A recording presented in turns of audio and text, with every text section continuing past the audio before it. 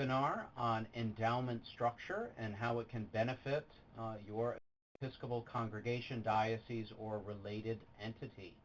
It's wonderful that you've joined us here today. It is a Thursday, April 24th, 2014.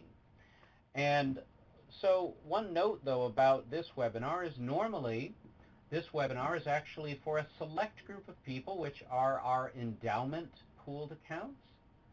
And we felt that the topic today was much broader and much more important for people to hear, and so we have opened up this quarterly webinar that we do with our pooled endowment accounts to everyone nationally, and we're happy that all of you could join us here today. If you would like, the webinar will go on for about 30 to 40 minutes on the main topic.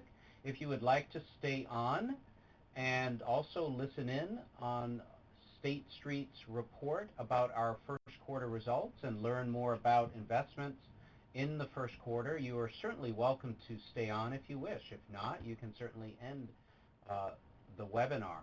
We are recording this webinar for future playback, and we will be sharing with everyone a copy of the recording as well as a copy of the slides and some other materials which will be helpful as you move forward. So my name is Jim Murphy. I'm the Managing Program Director here at the Episcopal Church Foundation. For those of you who don't know ECF, we are an independent and lay-led organization.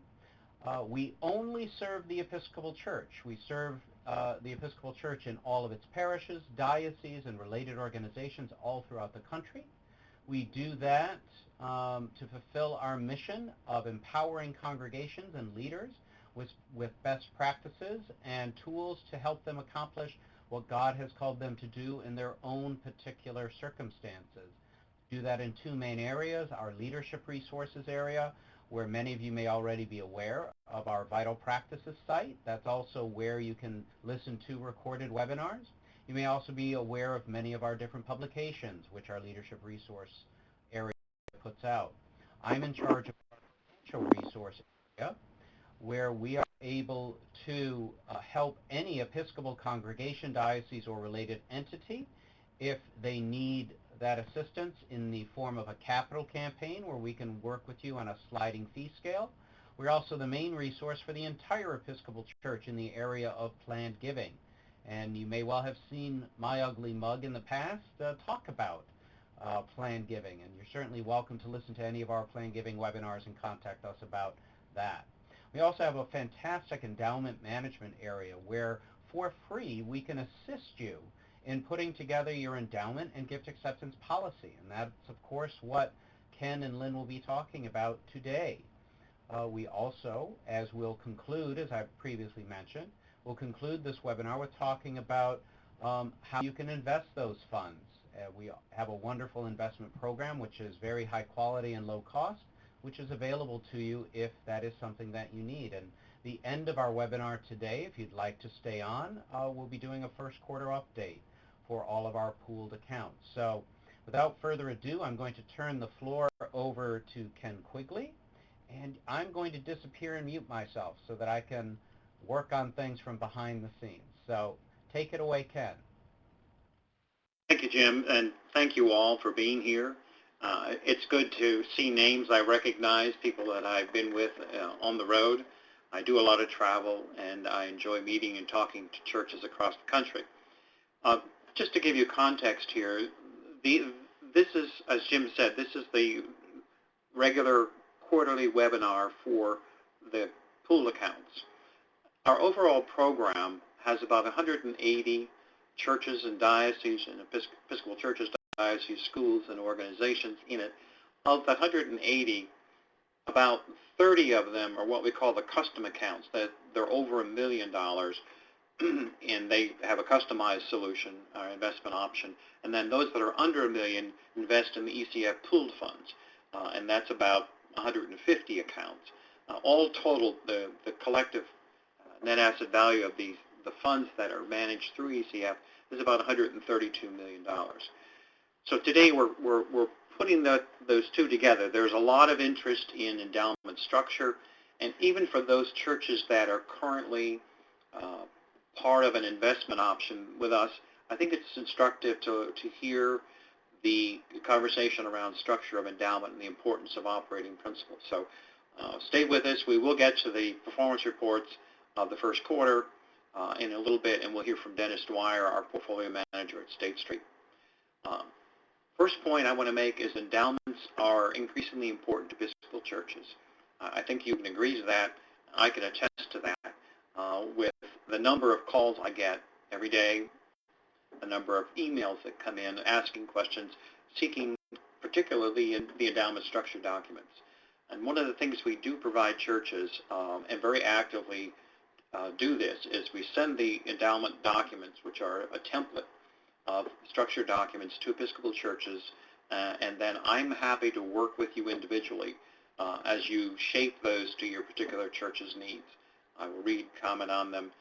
We will send those to you, but following the seminar, all of you will get a set or a copy of the endowment policy guidelines that we provide. Other point I want to make is that endowments are unique creations, and you that are responsible for managing these funds have that unique role in history in a way. You have the, you're reflecting the generosity of past generations.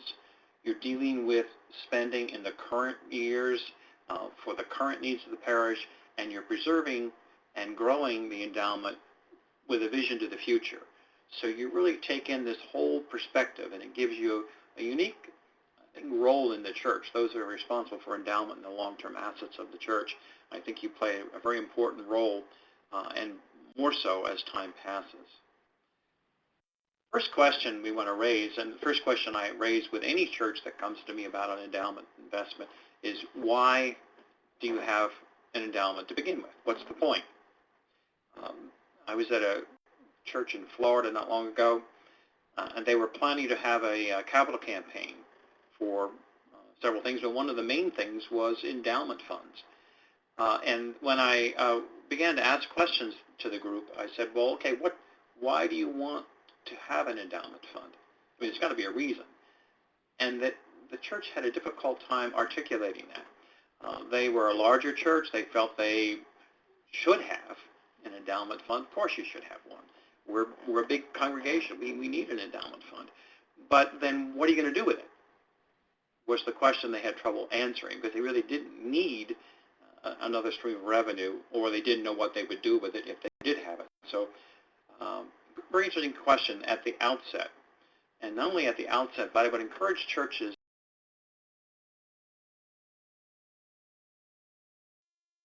as part of the practice of endowment management is to, once a year at least, ask yourself that question. Why do we have this endowment fund? What's the point? I'm talking about the point in the broadest sense of the word. The main principle underlying in successful endowments is that endowments empower ministry. That is, it enables something beyond what you can do in the annual operating budget. Another point is that endowments are meant to be spent, but spent wisely and responsibly, but spent nevertheless. And so in the documents we provide, we talk about defining the vision of the endowment as enabling the parish to do something other than or something more than what you can do through the annual operating budget of the parish. And it's important to wrestle with this particular issue. And I would encourage all of you to do your wrestling, because what I'm saying is the wrestling is between, should the endowment support the institutional church, or should it be used for something more than? How do you define those things? Interesting, I'll give you a point to illustrate this. I was with a church in Florida, and they have an endowment fund. I asked, well, I was defining this purpose of endowment, saying it should be used for something more than what you can do through the annual operating budget. And the rector came back to me. He said, well, everything we do here at this parish, everything we do is mission.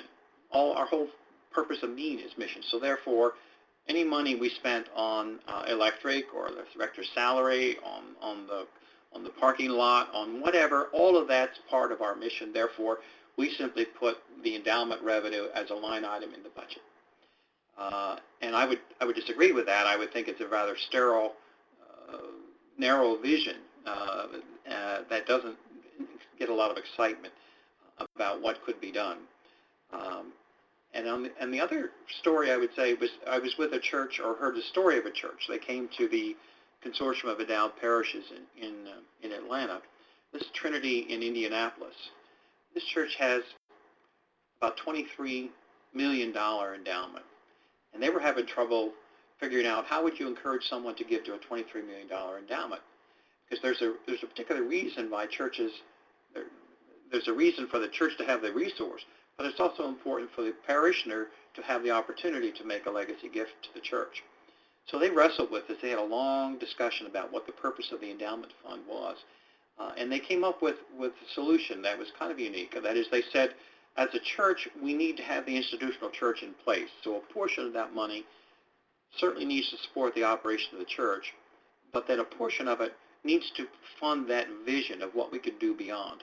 And so they created what they called their opportunity fund, and a large portion of that endowment is now funding an opportunity fund that can be used for things like they bought a building, they have a daycare center in the building, they have a legal counsel for low-income people. They're doing a lot of interesting things out of that building and in the context of this opportunity fund. So they found a way to do both, that is, support the institutional church and to develop an opportunity fund to which people can willingly give.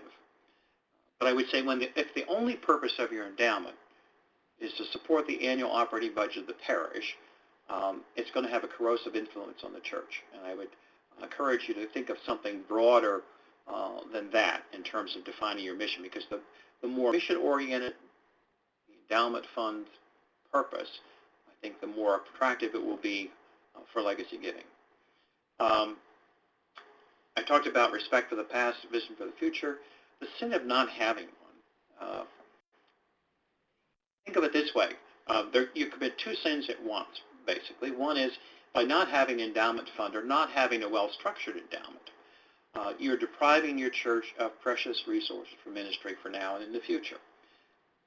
If you don't have an endowment or a well-structured endowment, you are depriving the parishioner of the opportunity to make a truly legacy gift to the church, to support their own vision and their own legacy of their life.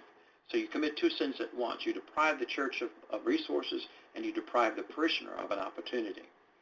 And so I often preach to the diocese that every church, no matter how large, no matter how small, needs to have an endowment fund in place. And they need to have a well-structured and well-understood endowment so that you can explain it with ease to the congregation, and they can understand how you're going to manage it. So briefly today, we're going to talk about the endowment funds and structure, why it's important, and some basic principles of endowment management. What an endowment fund is not for: not to plug holes, not to be a savings account for future emergencies. In fact, I'm going to go visit a church next month, early next month, that has a $6.5 million endowment. And the rector called me and said, I'm real concerned about this church because they don't use anything from that endowment. They're spending nothing except when the church has an emergency or has a major capital need. The vestry will go to this endowment board and say, we need some money. They'll put the money out. But in terms of a vision, in terms of using that endowment for something meaningful, there is nothing. And so we're going to talk about creating a vision for that endowment. So it's not just to address possible future emergencies, but it is for something much more than that. And it is to be spent, as I said. It's also not to be used for self-preservation. I think that's a very narrow and self-defeating vision. A church in New England called me one time, and they said they wanted to start an endowment fund, and I said, okay, what do you want to start it for? And they said, well, our congregation is getting older, and people are dying, and when they die, their pledges go away. So what we want to do, we want to have the people in the church give to an endowment fund that will eventually they'll be able to replace their pledge when they're gone. And I said, okay, so that's your purpose. But what's it going to look like 20 years from now? When your parishioners have gone and you have this large endowment, you're going to have a church with lights on and nobody home. You need to have a different kind of a vision beyond self-preservation. So what is an endowment for? Well, as I say, I think it's to be used for something beyond the annual operating budget. And I think that wrestling with that issue of, well, how much of the endowment should support the institutional church and how much should be used for something other is an issue you're going to have to wrestle with. I talk about an opportunity fund. That adds excitement and interest to the endowment and gives encouragement to people that want to make a legacy gift. You know, you're competing with many other entities for that legacy gift. And if the college and university can explain why it's important to fund future education, or the Nature Conservancy can talk about why it's important to fund land conservation, then you need to be able to make a case for why it's important to support your church through your donors or your members' legacy funds. They have many other opportunities. So there needs to be a vision of what you can do that's unique, that will take their gift and apply it now and in perpetuity for meaningful purposes. And we talk about that trustworthy place for legacy gifts. Reason endowments don't grow, lack of structure. Of course, we're talking about that now. Either you don't have an endowment, and those churches that don't have endowment who don't have an endowment structure tend to not have endowments at all. And structures that are poorly created are poorly understood, and then do not engender a lot of trust. Some churches will have an outdated structure. In that case, I run into churches that have a collection of old trusts, for example, that were created in the 60s or 70s. And while they're providing a revenue stream to the church that they consider endowment, it really is not a way for anybody to give to those trusts to grow the endowment, so to speak. And what we try to do is create a broader general endowment fund, and those trusts become part of it, or we change the nature of the trust if we can legally. Unclear purposes. If it's simply a line item in the budget, that is, I know a number of churches I've talked to, they say, well, it's just whatever the revenue of the endowment fund becomes, it's a line item in the budget. There's a lot of danger to do that because, one, the numbers will rise and fall depending on how you're calculating your spending rule. And there's no definition to it. It's simply, there's no way to call attention to the importance of the endowment and what it's doing. It simply disappears into the endowment or into the annual budget. So I encourage churches to pull it out and talk about this is what the endowment fund has been able to do as a result of your gifts, and use it as a way to, I call it market the fund, but certainly a way to talk about the fund and show that you're actively, proactively managing the fund. The other reason they don't have endowments don't grow is people don't ask. And that comes down to the importance of planned giving. Now, let's say we've talked about endowments, we've agreed on the importance of endowments, and you've wrestled through how you're going to deal with the issue of annual operating budget and outreach or other uses of the fund. First thing you do is write it down. You create a structure and you create the documents, and that's why the documents we're sending you are important. It's why they're so popular. I mean, I send out literally hundreds of these in a year to churches that are looking for that kind of help in creating the structure. So important to have structure in place. First of all, you have a fiduciary responsibility. So you need to know what you're doing. And while these documents will put all that in place and will also respond to some of your legal responsibilities, it really defines what your fiduciary responsibilities are vis-a-vis your donors, past and future. It also clarifies the purposes. it defines in there very carefully what it is you're going to use the money for, and enables you to talk to the congregation about what it is you're going to do with it. And it also puts you in a process, that is, how the funds will be managed, how the funds will be spent, and who's going to be doing that. So getting that endowment structure right is the key to its success. If you want to encourage a legacy gift, then you need to be able to explain to the congregation how the money will be used. There's your purpose. How it will be invested, how much will be spent each year, and who's in charge of making those decisions. That's the process. So you have the purpose, you have the process, and you put it into practice. So after you define that broad vision and you've defined your purpose and you need now to put together a structure and an operating system. This is what we would send you: the enabling resolution and 5 operating policies. The enabling resolution is what the vestry passes, and that's what sets the basic ground rules of the endowment. It's a committee of the vestry. They form this committee, and they set up how members are going to be named to that committee. It establishes the purpose of the funds, and it talks about all the processes that the committee will follow. And it puts in place a total return spending policy, which we'll talk about in a minute.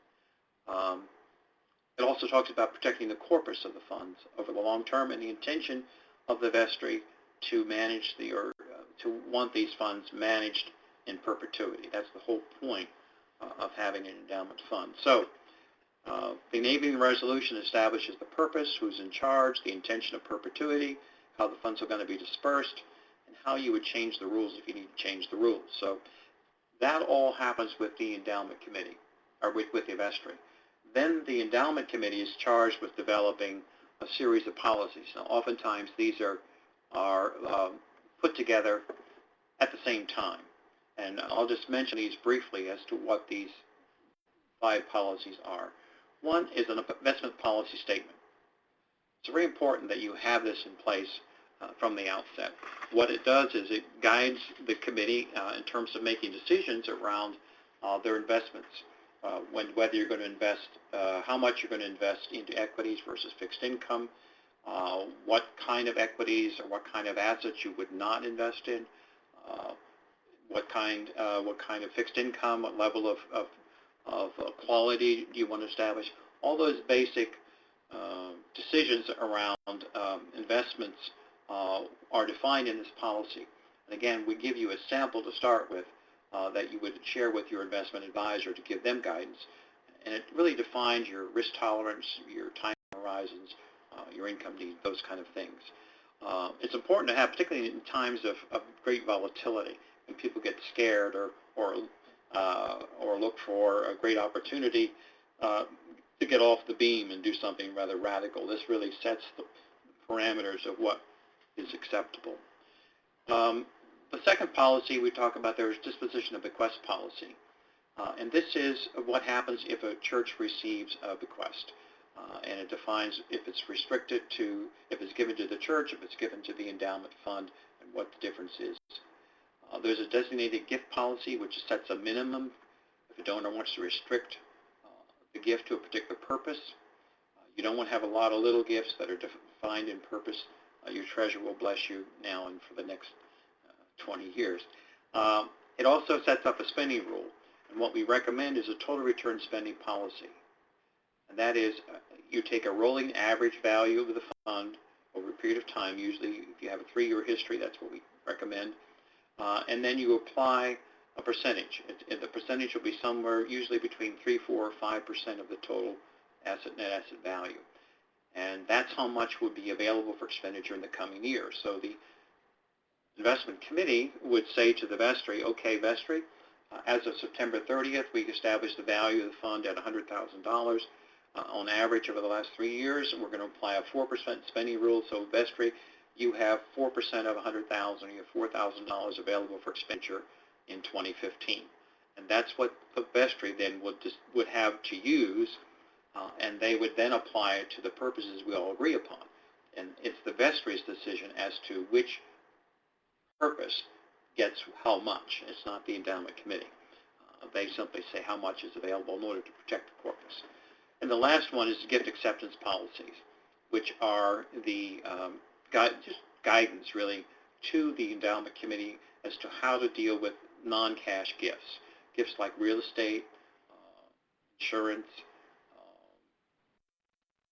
tangible goods, all kinds of non-cash gifts. It simply gives the committee guidance as to how to consider those kinds of gifts. Other startup considerations, I'll mention only two. It's very important to know the difference between restricted and unrestricted funds. Between reserve funds and long-term endowment funds.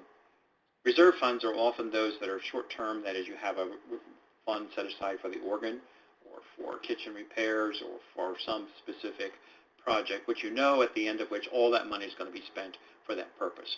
Don't mix those short-term reserve funds into your endowment funds, which are long-term funds, because they're following different investment strategy. Endowment funds are invested in the long-term investment strategy, whereas reserve funds are really much shorter-term investment strategy. And record keeping. You want to make sure you have good records of any donor designation. You want to have good records of performance reports that you give to the vestry, your annual report to the congregation. So there's record keeping that comes involved in a well-managed endowment as well. One other thing about starting up an endowment that I want to make a point, I've heard this several times lately, and that is churches were saying, well, we only have $10,000 or $20,000, or one was even they had $100,000. They were saying, we're going to wait till this gets to a certain level. The smaller one was saying, we're going to wait till we get to $100,000 before we spend anything from the endowment, because it's not big enough to make a difference. And my counsel to them is spend it anyway. Spend it even if it's only $40 or $400, because what it does, it'll force the committee and the vestry to get into a pattern or a practice of spending. It also will give the church something to talk about as to what the endowment was able to do.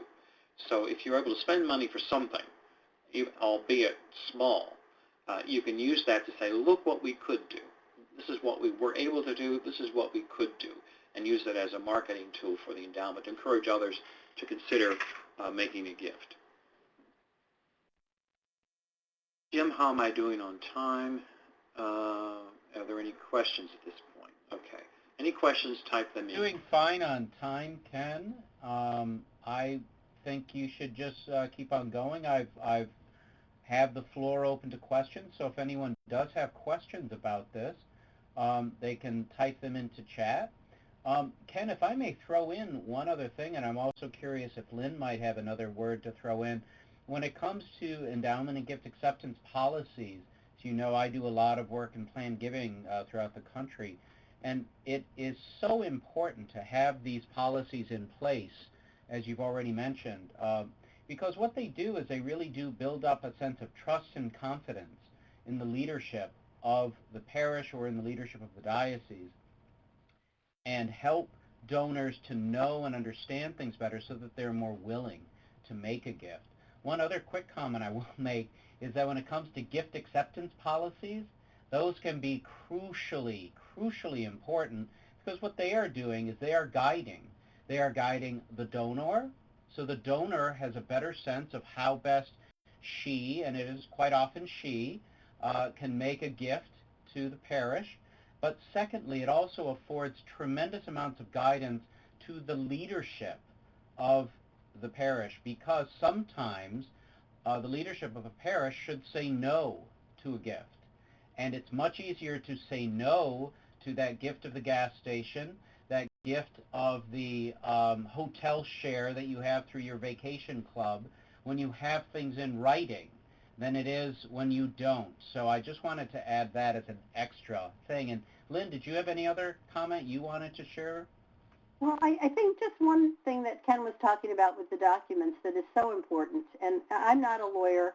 I think when I first started looking at these quite some years ago, it became a little bit overwhelming. And one of the churches that I had worked with had a set of documents, but they weren't cohesive. They had been put together with well-intentions by a group of people, and when you put all 5 pieces together, they contradicted each other. And at that time, I was just coming on as endowment chair, and Ken was very helpful in getting our documents in order, which is how I've now ended up working with the Episcopal Church Foundation. But it made a huge difference because we were very clear about what gifts we would receive, how we would receive them, where the money went when it came in as a bequest, and those were things that were not clear until an elderly parishioner who we really had lost touch with died and left us a sizable amount in her will, and that was when we realized we had a problem with the documents. So regardless of what size you are or where you think you're going to start, get the documents in order first and make sure that you're ready to receive that wonderful gift when it comes in. Yeah, you're so right, Lynn. Here are a couple of, we're going to go into the weeds a little bit here, and then we'll come out on the other side. Don't despair. These are some important principles about endowments that you should know, both existing and those that are starting endowments. First point about true and quasi endowments. Very important to know the difference between what's considered a true or restricted. Another word for that is restricted, and a quasi or unrestricted or board and restricted endowment. Those are the same words. And the difference has to do with where the money comes from. If a donor makes a gift to your endowment fund by name, says I'm going to give to St. John's Episcopal Church Endowment Fund, there's no question. It goes in the endowment fund. It's considered a true or restricted endowment. I'll explain what that means later. If the church promotes its endowment fund in the congregation and makes an announcement and says, we have a permanent endowment fund here, or we have an endowment fund. The word itself implies perpetuity. And people give to that endowment fund, that money is equally restricted. That is, it can only be spent under certain rules. The quasi-endowment is different. That is money that comes into the endowment by a decision of the governing board, in this case, the vestry. The vestry could receive an unrestricted bequest to the church, not the church endowment, but to the church itself. Well, the vestry in that year could decide to spend all of that money, if they chose to, but they may choose to put it into the endowment fund. If they put it in the endowment fund, it's part of the endowment, but it's not true. It's quasi. That means at some point, some future vestry could decide to take down, spend some or all of that money at will. Same is true of sale of property or excess money the vestry has and decides to put in the endowment fund. It usually, the way the policy is stated, it says it's the intention of the vestry to manage these funds in perpetuity as a true endowment. But you want to keep track of what's true and what's quasi so that you have a record. That's getting into sub-accounting. You probably want to have an account for true, one for quasi, one for restricted, one for unrestricted, so you know the difference. What the difference is when you come down the road and you come down to spending it, you can invest it as one, as I say. You can take the whole ball of wax, restricted and unrestricted, invest it under one strategy, but you spend it as two. That is, you can spend it as two. We encourage you to use what's called the total return spending policy, which I defined earlier. But if the vestry says we want to spend more than that 5% of the rolling three-year average, they could go into the corpus beyond that rate of the unrestricted portion. And the only thing that will protect that would be the local church's policies. UPMIFA, which is, you can see on the screen there, the Uniform Prudent and Management Institutional Funds Act, is a law that's passed in all 49 of 50 states. And it speaks to the restricted funds, and it says that you need to manage these funds prudently, and they define prudent, and they encourage you to use a total return spending policy, and if you decide to spend more than that prudent spending rule, you're going to get into a rebuttable, you could in some states, into a rebuttable case in court where you're overspending. So the range, as we say, between 3 and 5% of the rolling three-year average is what's considered right now to be a prudent spending. And so the restricted portion is protected by UPMIFA. That has the state's interest in protecting the rights or the interests of the donor in making a restricted gift to an endowment, whereas the unrestricted portion is not protected by UPMIFA, but is only protected by whatever rules you put in place at the local church level. We encourage you to put something in place like in order to dip into the corpus of the unrestricted endowment, you have to have a 2/3 vote of the vestry at 2 consecutive meetings, get some discussion, get some transparency, and you may even go to a 2/3 vote of the congregation if you want to make it a more difficult thing to get into the corpus of the unrestricted endowment. The point is you want to maintain, once you put it in the endowment, the goal is to keep it there in perpetuity. You want to protect the corpus over time, protect the spending power of the endowment. The last thing I want to say before we move to some questions and then to Dennis. Dennis, is Dennis on the line? Yes, I think he is. Is the UPMIFA law, and I think it's important that you know that UPMIFA is out there, and it applies to all nonprofit organizations, including churches. It applies only to donor-restricted funds. That's why I define the difference between restricted and unrestricted. It rescinds the historic dollar value concept. Those of you who might have run into this in 2008 particularly, is when the value of the fund fell because of market conditions, fell below the original gift value. And under the old law, it would say that at that point you couldn't spend any more money. You had to wait for the fund to recover. Under the new law, it rescinds that concept and says the goal is to maintain the spending power of the endowment, and you could spend over time, but you have to spend within prudent policy, and you could only spend a percentage. So that in 2009, when the market came back, 21% or whatever it did for you, you don't spend more than that 5%. You still spend the 5%, as you did in 2008. And the average value between 2006, 7, and 8, and 7, 8, and 9, 9, 10, 11, it softens the blow and cushions the ups and downs of the market. So you can use that spending rule under the prudent policies. Removes the income-only restraint. That's a very important concept for many churches that they think are stuck with these old trust documents, because the trust document might say that you can only spend the income, and by that it meant, under the old law, only interest earned on investments, dividends, and rents. That was what was considered income only. What UPMIFA says, it allows you to even though the original gift instrument said income only, you can spend using a total return policy. So a church in Michigan, I know, had about $100,000, and they were so frustrated because it had an income-only restraint on it, and they were invested for income, and of course income is paying next to nothing in the past couple of years. And so they had nothing to spend. And so the donor's intention was frustrated by the fact that they were restricted to income only. What UPMIFA does, it releases that restriction and says, yes, you can spend under a total return spending policy. So instead of spending, maybe 0.5%, they were able to spend 4% and actually achieve the goal that the donor had in mind.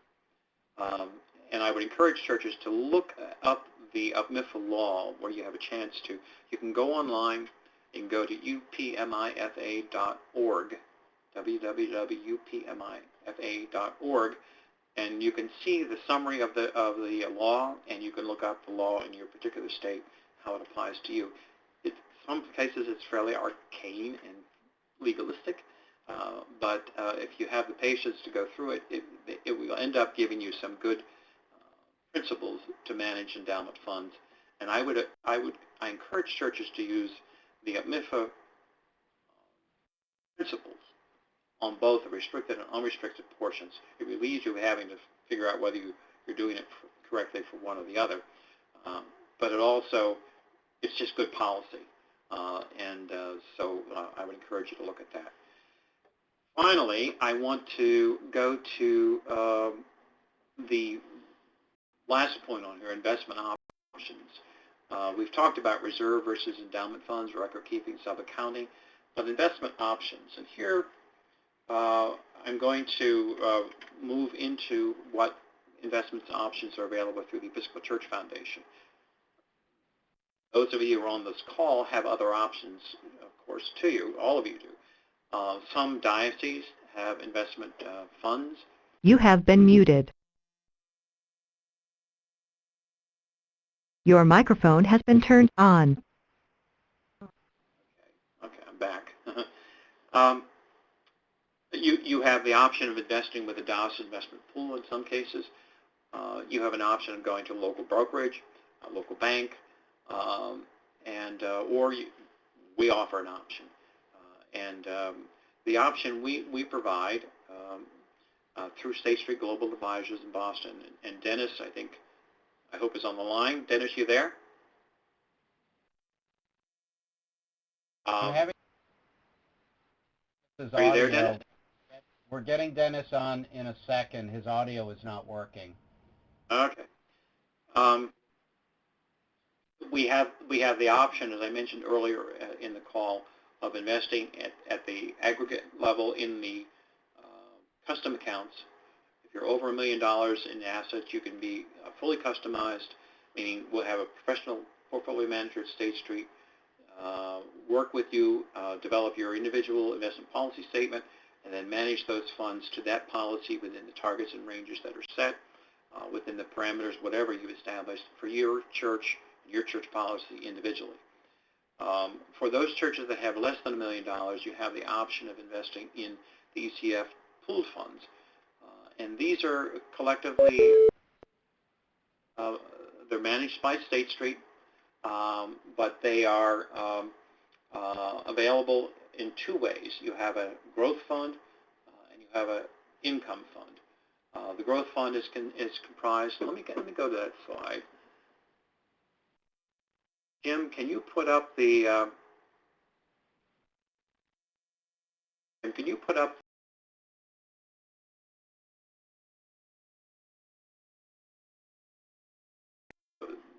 chart? Yeah, there you go.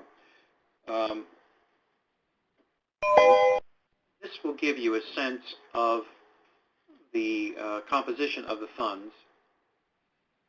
You have an ECF growth fund, which is an all-equity pool, and there are different asset classes within that. You have a large cap component, small cap, mid cap, international developed markets, international small cap, international emerging markets, and you have some REITs in that. That is the composition of this growth fund. The income fund is all fixed income. You have treasuries and agency debt, you have corporate bonds, you have treasury inflation protected securities, and a little cash. And what you as a church can do, you can pick between those two. You can say, I want to be 50% in the growth fund, 50% in the income fund. That's the only choice you have to make. Or you can be 70-30, you can be 60-40. You can be whatever mix makes sense for you in your risk tolerance, your income needs, your comfort levels with being exposed to equity markets and fixed income.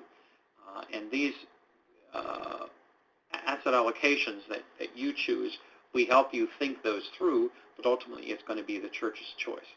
You can change that following any month end at any time without any cost as you consider what the markets might be doing, which is why we have these calls. And one thing worth mentioning here, too, is the size in which they can start to participate in these pooled funds, especially for those who are looking to start an endowment. Just starting, it starts at $10,000. And I don't know that where you're going to be able to find a local brokerage that's going to be able to diversify you in all these asset classes here, for $10,000. You will have exposure to all these markets through this funds. For quarter of this year, I'm going into what Dennis would cover because I don't see that Dennis is on the line. We're having a problem getting Dennis on. I'm trying one more time, Ken. I had to put everybody back on. Everyone was in mute before, and I'm trying him one more time. Okay. This is the composition, or this is the performance data. And this, for those who are on the call who are invested, this is the performance of the growth fund, meaning that collection of equity funds threw off this kind of return over the past couple of years. In the first Ken, quarter... can you hear me now? Yes, we can hear you, Dennis, finally. Sorry. Aha. I could hear you, Ken. I could hear you talking, but I couldn't, unfortunately, I don't know. I've done this 3 or 4 times, but apparently I'm not an expert at it by any stretch of the imagination, so. We only want you to be expert on investing, Dennis. Yeah, so I can certainly pick off here where you left off. So would you pick up here and talk about performance and the composition performance? Yeah, absolutely. So the ECF Growth Fund, as Ken alluded to, as I was listening to earlier, but couldn't comment on, is 100% equity. For the quarter, we do these quarterly, so really focusing more on the quarterly performance that you see in the lower left-hand corner here. For the quarter, we're in line with benchmarks. Given how the year started, if you think about January, you saw a good deal of profit taking in the equity markets, really for a couple of reasons. One was the markets had been up so much in 2013 that I think investors were kind of looking for a reason to take profits. So you saw a little bit of sell-off in January because of that, and into February for that matter. But also, there was some trepidation with some of the economic numbers that had been coming out. They had kind of fallen off. Unemployment fell off a little bit. Some of the ISM surveys had fallen off a little bit. Turns out a lot of that was weather-related. I know that sounds like a good excuse from an economist or a portfolio manager, but I think indeed weather did affect a number of things. And then the other thing that affected was some concerns in the emerging market space. Emerging markets generally many years back didn't affect much of the developed world, but because we've become such a global investment world, that some concerns over EM kind of trickled off into developed market space, and those concerns were for a number of countries there was higher inflation with very little growth. So from a central banker's perspective, that's a challenging environment, because the one way you fight higher inflation is to raise interest rates, and the one way to fight slow growth is to lower interest rates. So you can see where they're in kind of a quagmire as what to do there. That market has actually recovered quite a bit over the last 6 to 8 weeks. SSGA is still not sure the fundamentals warrant the equity rally that we've seen in those countries, but kind of a yet to be seen there. So from a current makeup perspective, the asset allocation pie chart, you can see it's a well-diversified pool. So we have U.S. equity, international equity, both developed and emerging markets, and then we have some REIT exposure as well. And the new additions to the portfolios really over the last month or so has been the REIT. For those that don't know what REIT means, it stands for Real Estate Investment Trust, which is essentially a collection of, could be shopping malls, could be hotels, and essentially they're paying out the income that's being generated off of those investments.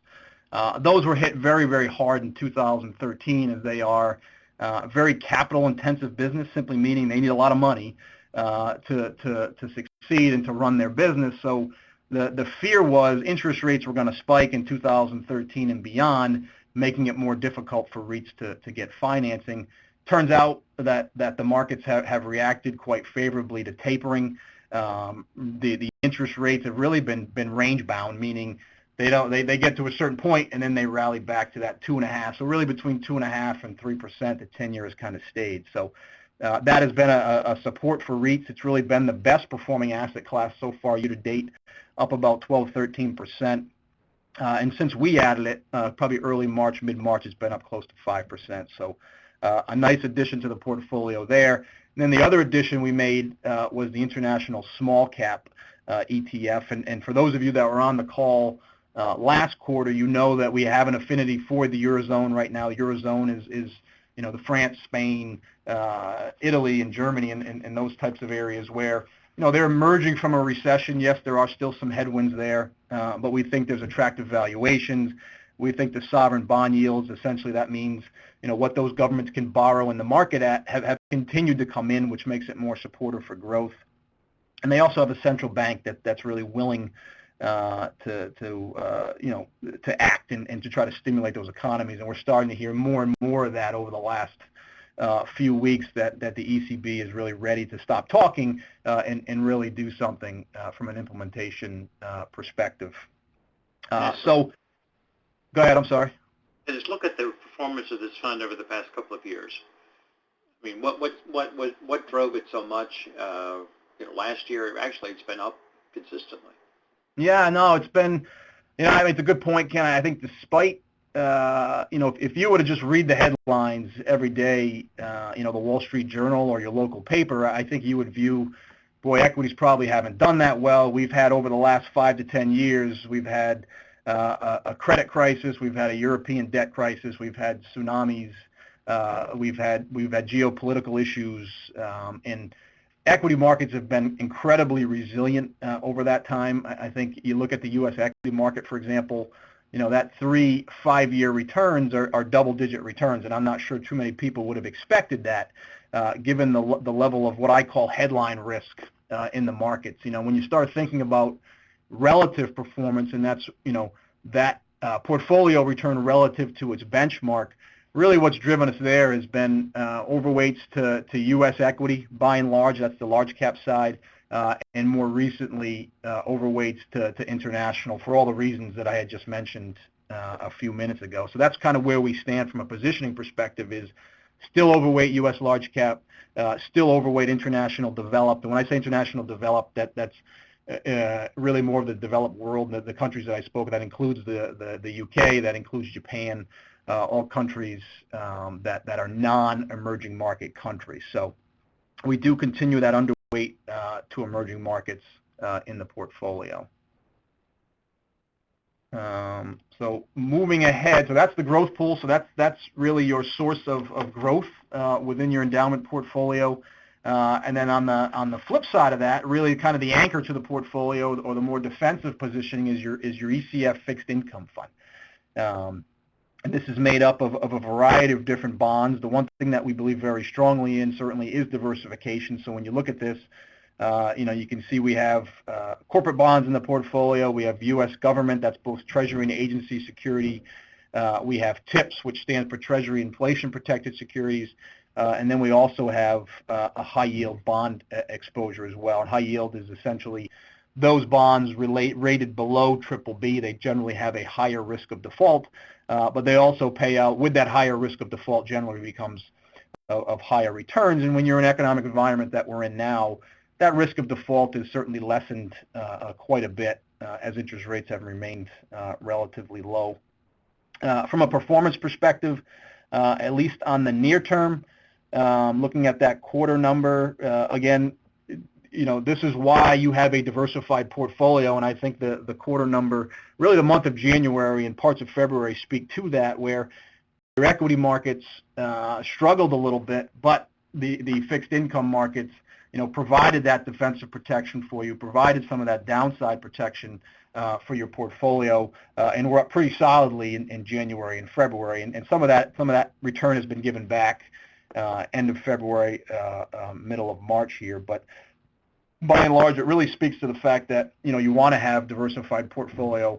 We have conversations, it really, I call them two different types of conversations in two different markets. It's that, hey, the equity markets have been up, as Ken just alluded to, 20, 30, 40%. Why don't we just go all in on equities and never own fixed income again? And vice versa was 2008, when everyone was calling and saying, why do we own equities? These things are never going to go up ever again. And the idea is to be diversified, to understand that these markets are going to have ebbs and flows.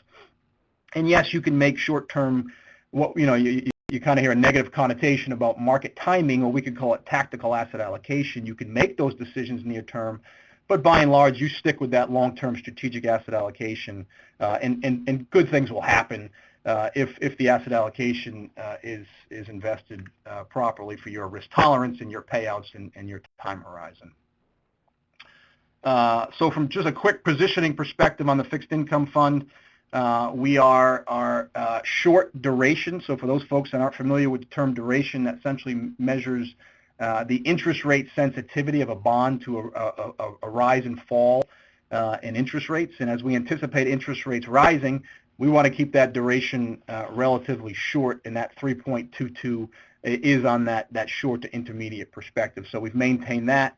And then within our sector positioning, we're still overweight corporates, and that includes high yield, and that's all relative to treasuries and agencies. The thought being there is just a lot of support for that U.S. Treasury and agency market that's been given by the Federal Reserve, and that has slowed down a little bit, but they are still buying billions of dollars worth of securities a month, and our thought is eventually once that wanes, that market will be hit a little bit more than potentially your investment-grade corporate market might.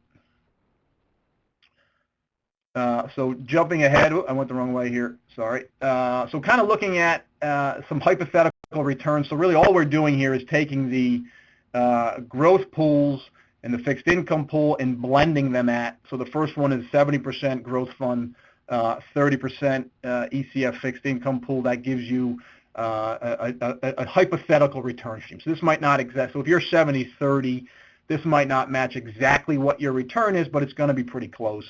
And then 60-40 and 50-50 and, so forth and so on there. So Should you point out, when we show more than 1 year, 3 years and 5 years, those are annualized returns. That is, that's the average annual return for each year in those 3 years. Is that correct? That's correct, yes. All right. So if you say you were 60-40, and you were 60% equities, the growth fund, 60% fixed income, you would have seen a return on average over the last 5 years of 13.33%. Is that correct? Correct. 70-30. 70, yep, so 70-30, and it speaks to the period that we've had, right? And that equity markets have outperformed fixed income markets over the last 5 years pretty handedly. So you're going to get, with that 70-30, a better return than you're going to get for a 50-50 blend. And that's not me saying you should be 70-30. That's saying if you were in that time period, your return was better. And again, I think allocations at the end of the day really depend on time horizons and payouts and risk tolerances and that sort of thing. That's an important question for this group, Dennis, is say I want to draw down, we were talking about earlier, the spending rule. We take a 3-year average and we're going to take a 5% draw. What would be an appropriate, given the fact we want to maintain spending power, which includes inflation and fees, what kind of return do I need?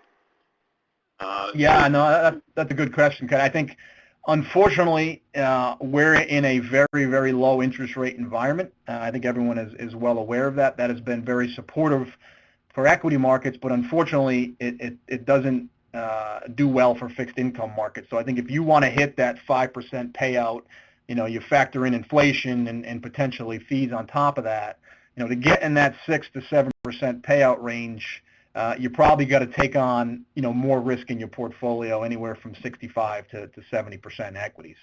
And again, that's driven largely by the fact that our projected return view, really when you look at the fixed income markets, we don't think all that highly of them, although we're not predicting, a massive sell-off of some kind, but we are viewing, flat and kind of low single-digit returns over the next 3 years or so, as probably what we're going to see. So with that in mind, if that's 50% of your portfolio and you're earning next to nothing, you really need a big boost from your equity, and more than likely, the best you're going to get there is probably mid to high single digits at this point. So I think, unfortunately, you do have to be a little bit more along the risk curve and have a little more equity in the portfolio to meet those payouts.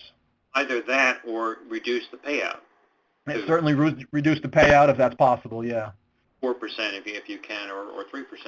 I think the national average right now for portfolios in this size range that we have typically is about 4.25%, Dennis, drawdown on the size, or on a 3-year rolling average. I would agree with that, yeah. Dennis, we can switch also to the spreadsheet which you had sent if you wish. And are there any sort of final comments you'd like to make for the group? No, I think, I think what's always helpful in these calls is kind of a quick economic and market outlook, and I think that is, we still remain generally positive on the economy. We think for now inflation will remain low. We think monetary policy it will continue to be accommodative, although I think the U.S. with tapering, that'll pull back a little bit. But when you look in other parts of the world, I think rates are going to still stay very, very low, and that's generally a support for growth. And I think some of the near-term economic numbers could certainly surprise. And when I talked about weather earlier, I think what that has done is has created some pent-up demand for some folks. So I think you may see a pop in the right direction with some of these economic numbers near term. And then, lastly for me, that kind of stock to bond, we still favor equities over bonds, and that's pretty much what I alluded to earlier, and that's from a projection perspective, again, mid to high single digits in equities. I think you may get a touch more on the international side, particularly if the European Central Bank embarks on some form of QE similar to what the Federal Reserve here in the U.S. did. And then on the fixed income side, really that flat to slightly negative to slightly positive type return as interest rates start to tick up a little bit.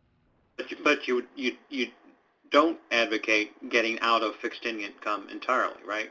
Back to no, not at all. No, I do not. I think that's a mistake. If you wanted to overweight equities relative to fixed income to a certain degree, 5-10%, then I think that can certainly be justified. But, markets change very, very quickly, and we've really learned that over the last 10 to 15 years. I mean, particularly the 2000 to 2010, 11, 12, there was a high degree of volatility in the markets, and if you had sold completely out of one thing or the other, stock or bond, I think generally you don't get that timing right. You usually sell it after the fact, and that's not a good thing.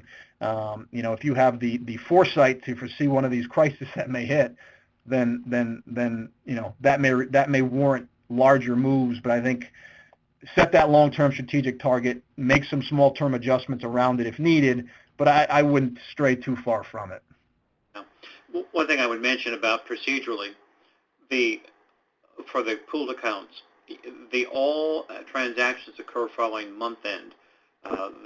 The collection of equity funds there, the collection of fixed income assets are valued once a month at month end, so that you own a unitized portion of that fund.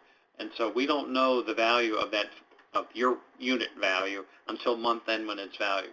So that all transactions, that is, any draws that would occur, taking money out, any money that you put in, would follow that month-end valuation. Also, if you change your asset allocation, you can do that any time at any month-end, that would follow the same cycle, because we could buy units and we can sell units following month-end valuation. Okay, thank you, Ken and Dennis and Lynn. Dennis, any final words you'd like to say? Nope, I'm all set. Okay, well, thank you very much. Thank you all for attending today's webinar. Sorry for the glitchiness with bringing Dennis on. That was a technical thing I'm going to have to investigate, but at least we were able to hear from Dennis. Just so that all of you know who are on the line, you may know this already, but all of our webinars are recorded and kept on our Vital Practices website, ecfvp.org, and would certainly encourage you to go visit that for some of our webinars such as the basics of endowment management, or for that matter, the basics of planned giving. You're welcome to view those at any time. And we have some wonderful webinars coming up that are for free that you are welcome to register for on our main website, including one on the basics of a capital campaign. If this is something that your congregation, diocese, or Episcopal entity is considering, we have a wonderful capital campaign program with staff members all across the country where we can help your congregation on a sliding fee scale, so that based upon your budget, we can assist you when you need this very important professional expertise. So let us know if we can help. Just to close out, ECF is always here to assist you and support you in all of your efforts at leadership development and financial resource development. And we would be more than happy to assist you in finalizing your endowment and gift acceptance policies, the structures that Ken has been talking about today. So, Lynn, did you have any comment before I give Ken the final word? Well, okay, Lynn, okay, now I'm still having problems. I think I might have had mine on mute. I apologize. No, thank you very much. I think it was well. Go ahead. Jim, the only thing I would say is, hey, Jim? Are you still there? Yep, I'm here. Go ahead. I don't know what happened. Go ahead. The only thing I would say is that we are going to send you the sample documents. I encourage you to take a look at them. Some of you may have used them. Existing documents. Happy to work with you through it, word by word, paragraph by paragraph, to get it right for your church. I'm happy to be in conversation with you. So when we send it to you, follow up or send me an email. I'd be happy to call you and talk to you about it. Hey, thank you all. Thank you all for coming. God bless. Hope you have a wonderful Eastertide, and let us know how we can assist you. Have a great day. Thank you. Thank you.